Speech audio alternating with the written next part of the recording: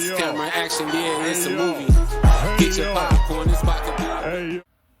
Hey yo, what it do? It's your boy Haas, and welcome to the AO Show. YouTube, Quan, KJUAN, Cole, COLES, quotation marks, the AO Show. Peace to the guys on earth. I love you. I hope you're having a great day. Hope you're having a wonderful week. And I hope you're living your best life, you heard. But y'all know why we're here, right? Football Sunday. And what's up with Westside Gun in the WWE? Let's get it. They only have one tight end in.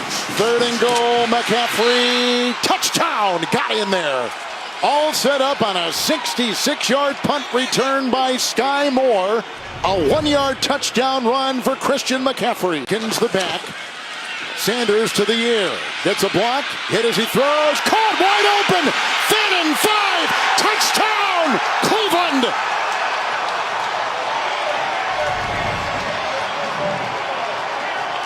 Sanders, a terrific read. The fake. Purdy. Touchdown, San Francisco. What deception. 2-yard touchdown run. Brock Purdy. Purdy to the end zone. Caught for the touchdown. Grabbed by Jawan Jennings.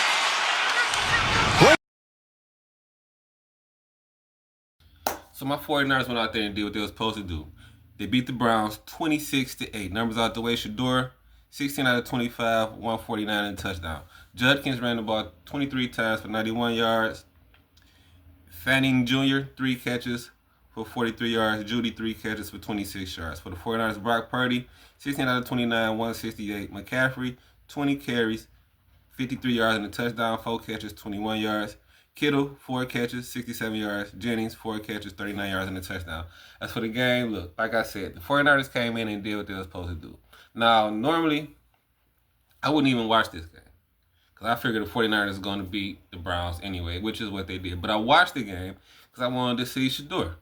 And my thoughts on Shador is he didn't look like a world beater, but he looked like a quarterback in the NFL. And that's all you want to do in his second game as a rookie. And this is only so now this is his first week of practice, his second week of practice maybe. So he not just getting his feet wet. You know what I'm saying? He ain't dove in the water yet, but he getting his feet wet, and we'll see where it go. And I see a lot of people talking about the interaction between him and Jerry Jeudy on the sidelines and them going back and forth. We see that with everybody. So don't make a big deal out of it. I seen Tom Brady do it. I seen Peyton Manning do it. I seen John Elway do it. I seen Drew Brees do it. I seen Joe Montana do it. I seen Brett Favre do it. Keep naming a quarterback. Every quarterback that played in the NFL got into an argument with a wide receiver when the ball was overthrew or somebody ran the wrong route. Or a receiver, give me the damn ball. That happens. Keyshawn did it. So come on now. It happens. Quit making something out of nothing. Every time something small happens with Shador, they're really going to try to blow it up.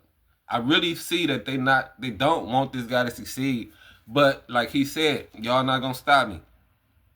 Because all you got to do is play the game that he know how to play. And there's nothing nobody could do.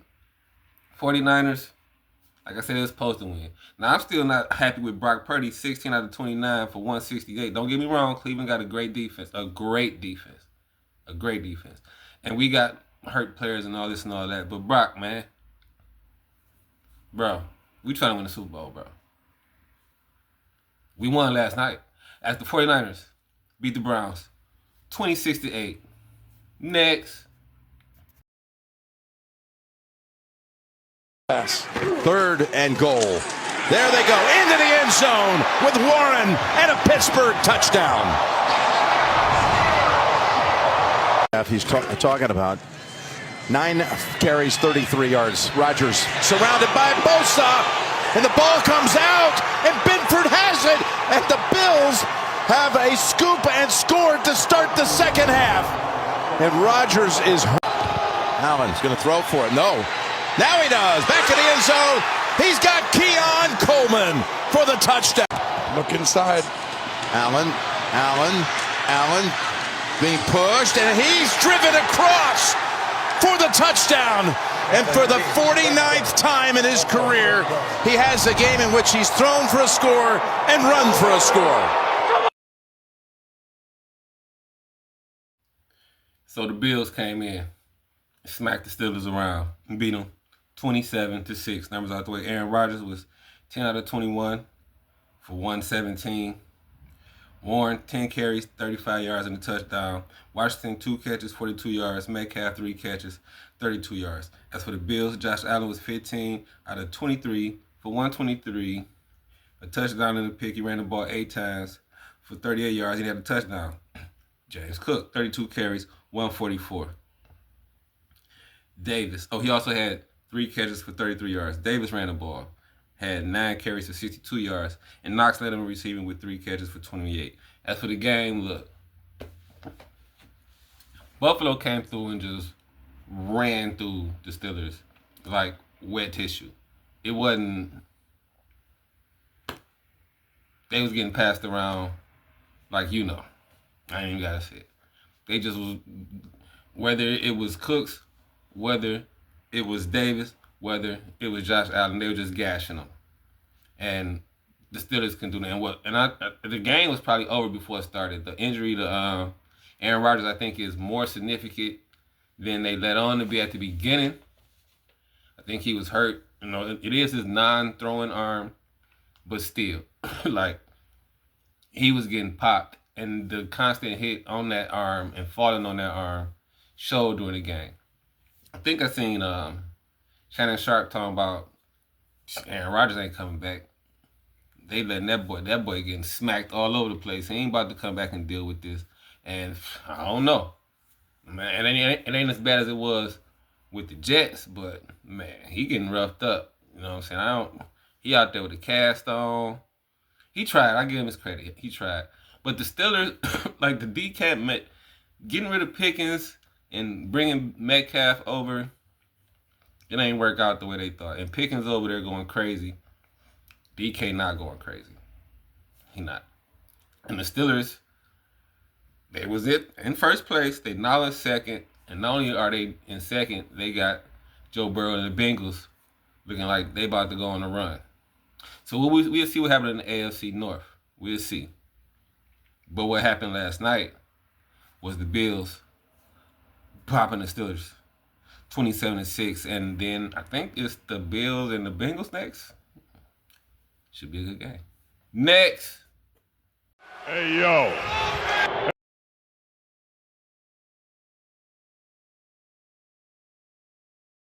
What's your name?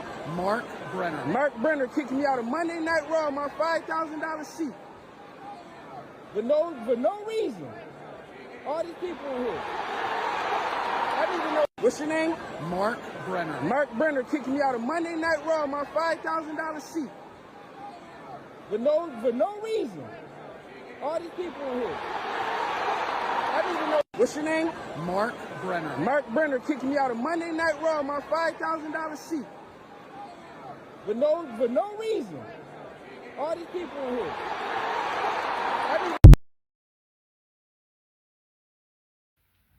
Wow. So imagine paying $5,000 for a seat to support an event, right? An event that you've been supporting forever. Not only do you support it, you incorporate it into what you're doing, to where actually like you putting a spotlight on this certain event, and you bringing more eyes to it, eyes that probably wouldn't even be paying attention to this event. And you get there, you $5,000 a seat, so you sitting, you rubbing elbows with, you know, the who's and the who's, you know what I'm saying? And before the event even start, you get kicked out. For what? You like, there's no explanation, you just gotta go. This is what happened with Westside Gunn at Monday Night Raw in Buffalo. Now, Westside Gunn was kicked out of WWE event in Buffalo because he was using wrestling references and imagery in his music, which WWE has said they previously told him to stop. No, it wasn't before it began. He got kicked out as soon as the show started. Despite the $5,000 for the tickets, hotels, and all this shit. But it's a bigger picture to this. And the WWE talking about suing this guy. Now, let me tell you what I think going on. What I think going on is Westside Gunn and Smoke DZA, two huge wrestling fans, have started their own wrestling company. It's an independent wrestling company called Fourth Rope Wrestling. I don't know. Now, I'm a wrestling fan too, so I've watched the events. And here's what the problem is: the young guys in wrestling want to go over there and wrestle. Now, if you know anything about WWE, they don't play with the forbidden door, which is something that AEW opened up. If you ain't into what the forbidden door is, the forbidden door is this in wrestling. If you wrestle in WWE, you're not gonna see him on AEW. You're not gonna see him in any other promotion. It's like segregation almost. Like if you over here, you over here, and you don't go over there. And what AEW did was they opened the door to that. They started it with New Japan, and then they started it with the luchadors, and they filtered into the TNAs, the Ring of Honor, and all that. And what it did was it helped to bolster the views of AEW to where like WWE in recent times had to catch up. As you can see now, they messing with TNA, and I think it's another promotion, it's some Mexican promotion, but I can't. I want to say it might be CML. I'm not sure, but now you're starting to see them gradually open the door a little bit. And the problem is when you watch Fourth Rope Wrestling, yes, they have their own wrestlers or whatever, but they get people from other promotions to come on there, AEW, TNA, as it go on. And Westside Gunn having the money to be in these spots and sit where he sit, he get to talk to a lot of these wrestlers, and he's what they call poach they wrestlers to come over there. And now he's not trying to sign them to a long-term contract, just come and do this event or whatever. And I think the WWE might not like that.